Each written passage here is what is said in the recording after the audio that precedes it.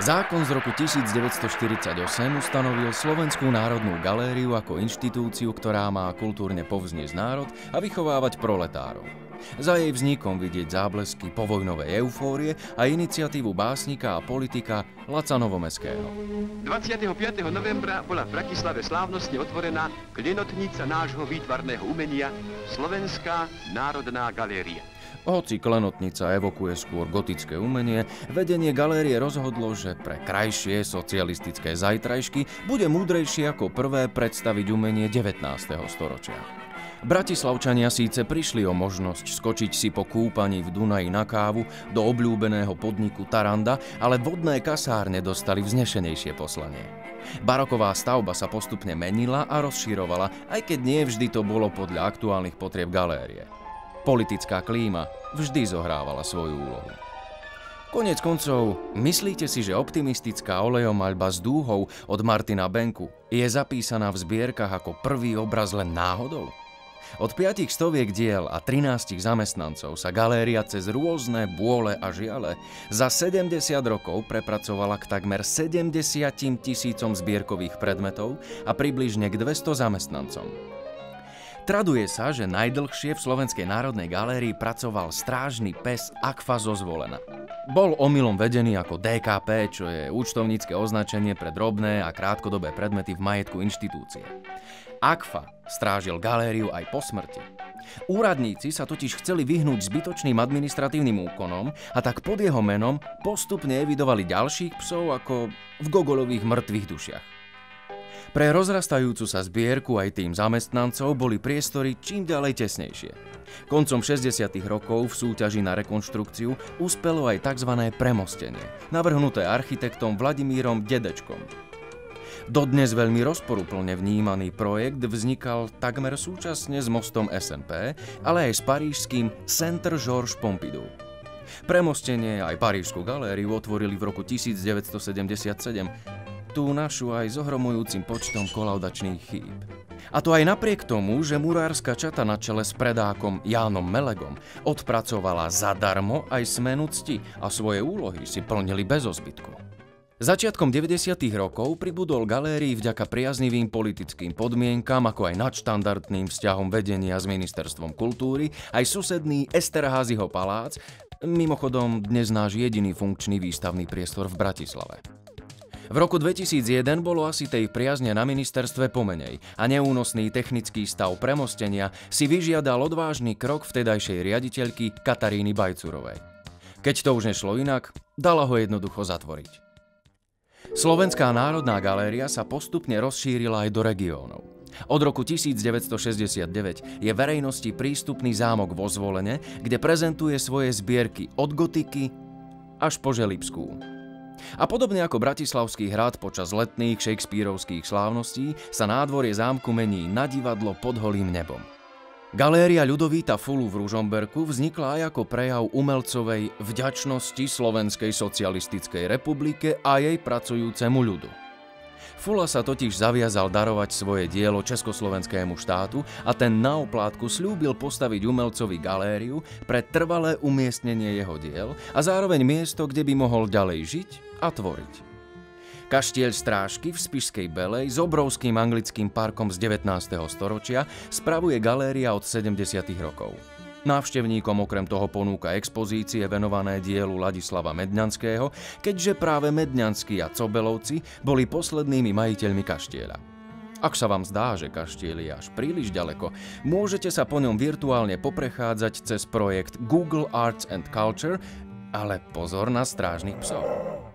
Jeden z najväčších potočných mlynov v strednej Európe galéria získala v roku 1973, hoci potok, na ktorom bol postavený v 50. rokoch, z politických dôvodov odklonili. Šaubmarov mlyn v Pezinku bol verejnosti sprístupnený až koncom 90. rokov ako galéria inzitného umenia. Dnes sa mlyn mení aj na voľnočasový, zážitkový a vzdelávací priestor a zamestnanci galérie si tam z času na čas zájdu zrelaxovať a utužovať kolektív.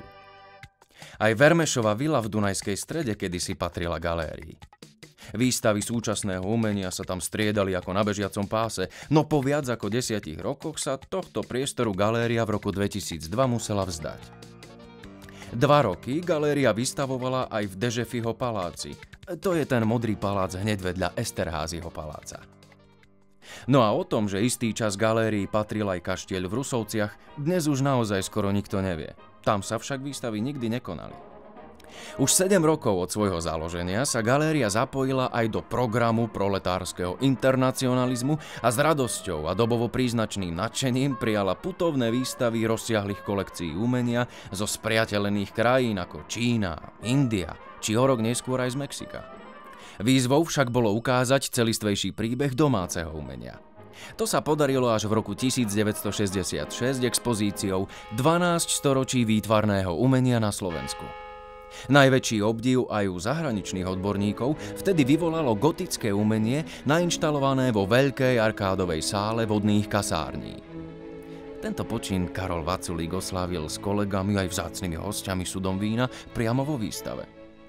Na výstave gotiky v roku 2003 už medzi Madonami a oltárnymi obrazmi víno podávané nebolo, hoci dodnes zostáva najdrahšou výstavou v histórii galérie.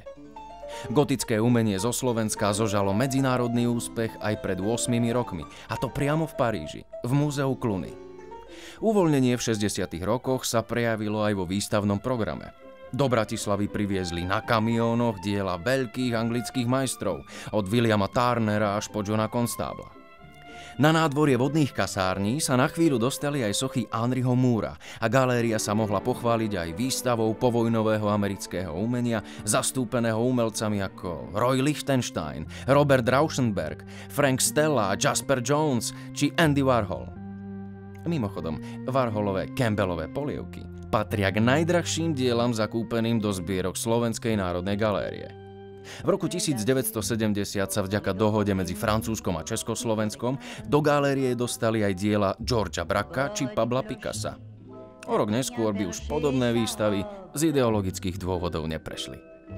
20 rokov od založenia si od prezidenta Ludvíka Svobodu prevzal rád práce pre galériu i za svoje zásluhy vtedajší riaditeľ Karol Vaculík. Namiesto angažovaného umenia však míňal štátne peniaze na abstraktné umenie a tak sa z ocenenia dlho netešil. Už o 2 roky bol funkcie zbavený, a to bez udania dôvodu. Dostal aj exemplárny trest. Mal zákaz venovať sa súčasnému umeniu. Výstavy angažovaného umenia mali okrem osvetového aj slávnostné využitie. V roku 1978 na výstave Storočie zápasov skladali pionierský sľub deti zo základnej školy Jelačičova. Detských návštevníkov si galéria získavala aj inak. Upozorňujeme na úprimnú reakciu oceneného 1000. a 5000. návštevníka Bienále detskej ilustrácie. Vzduchovka by asi chlapcov potešila viac. Bojujúce umenie si galéria pripomenula pri príležitosti 40. výročia Slovenského národného povstania veľkolepou výstavou. Dobové periodiká ju pochválne označovali titulkom Skutočnosť v zrkadle umenia. Skutočne? Po nežnej revolúcii umenie obdobia socialistického realizmu, militantného aj nemilitantného charakteru z expozícií na niekoľko rokov zmizlo. Kurátori ešte neboli pripravení na novú interpretáciu portrétov Leninov, Stalinov, Gottwaldov či bojachtivých partizánov a partizániek. Do výstavných priestorov sa toto umenie vrátilo až v roku 2012, kedy sa kurátori odvážili pred galériu postaviť sochu Stalina v nadživotnej veľkosti. Istého okolo idúceho tým pobúrili natoľko, že ho oblial červenou farbou. Incident musela riešiť polícia, ale aj reštaurátori. Po uvoľnení hraníc v 90. rokoch začali galériu navštevovať aj významní zahraniční umelci. Osobne ste mohli stretnúť rakúskych maliarov ako Adolf Frohner či Max Weiler. Prišiel aj uznávaný japonský umelec Aki Kuroda, renomovaný módny fotograf Helmut Newton, povestný svojou prácou pre Vogue. Americká fotografka Annie Leibovitz, ktorá fotila Johna Lennona v deň, keď ho zastrelili. Ale aj žijúca legenda John Cage, predstaviteľ americkej povojnovej avantgardy, známy svojimi hudobnými partitúrami a ich prepojením s vizuálnym umením. Na svetovej prehliadke umenia v Benátkach sa galéria pravidelne zúčastňovala už od polovice 60. rokov. Po úspechu amerického pop artu na 33. bienále a prevahe op artu a umeleckých experimentov na 34. bienále bol spomedzi umelcov krajín socialistického bloku ocenený len slovenský maliar Milan Laluha. Jeho nový spôsob nadviazania na tradíciu maliarstva Fúlu a Galandu boli predsa o krok bližšie k západnému umeniu než umelci v sovietskom pavilóne. K najvýraznejším slovenským projektom pre Benátske bienále dodnes patria Slovak Art for Free, kurátoriek Alexandry Kusej a Petry Hanákovej. Umožnili návštevníkom odísť z Benátok so slovenským umením priamo na vlastnej koži. A vďaka benátskej expozícii Loop je Roman Ondák prvý Slovák v zbierkach Tate Modern. Za 70 rokov sa na čele galérie vystriedalo 13 riaditeľov a riaditeľiek. Hneď po založení bol vedením poverený Karel Šourek, ktorý stihol napísať len jej koncepciu. Zaskočil v dvojitej funkcii riaditeľ Pražskej národnej galérie Vladimír Novotný, aby konečne prenechal funkciu tomu v dejinách najdôležitejšiemu, Karolovi Vaculíkovi. Ten galériu viedol až do leta roku 1970 a dodnes je najdlhšie úradujúcim riaditeľom. Keď sa v 68. na pracovnej ceste v New Yorku dozvedel o okupácii Československa, namiesto toho, aby prijal ponuku na pozíciu vedúceho kurátora v Metropolitnom múzeu, okamžite sa vrátil domov skontrolovať, či galéria neutrpela škody. Zbierky neohrozovali len tanky a živelné pohromy, ale aj prasknuté potrubia mestských komunikácií, ako napríklad v roku 2004, kedy hrozilo, že do depozitárov v suteréne galérie pretečie voda. Zamestnancov to donútilo k rýchlej akcii. Všetky diela evakuovali na premostenie za 2 dni, no a na svoje miesta ich upratovali 3 roky. Okrem prípravy a naplňania projektu nekonečnej rekonštrukcie vstúpila galéria do digitálneho veku rozsiahlym projektom, vďaka ktorému sú dnes zbierky slovenských a už aj českých galérií prístupné online. Zadarmo a všetkým. Pridanou hodnotou sú reprodukcie, ktoré si na webe umenia môžete jednoducho objednať a nie ste odkázaní na modrožltý obchodák. Diela sú pred digitalizáciou podrobené screeningu, ktorý neraz odkryl vzrušujúcu históriu vzniku diela, napomohol k odhaleniu pôvodného zámeru autora, či dokonca k jeho správnemu určeniu. Rekonštrukcia a modernizácia areálu vodných kasární stále prebieha. Víťazný projekt ateliéru Architekti BKPŠ prepojí galériu s mestským priestorom. Vznikne celkom nový verejný priestor s námestím, kinosálou aj záhradou. Galéria bude mať rozsiahle výstavné priestory, moderné depozitáre, aj knižnicu, ktorá bude lákať odbornú i laickú verejnosť nielen obsahom, ale aj vzhľadom. Tentokrát už bude mať Slovenská národná galéria po rekonštrukcii k parížskej Centre Georges Pompidou jednoznačne bližšie ako v roku 1977.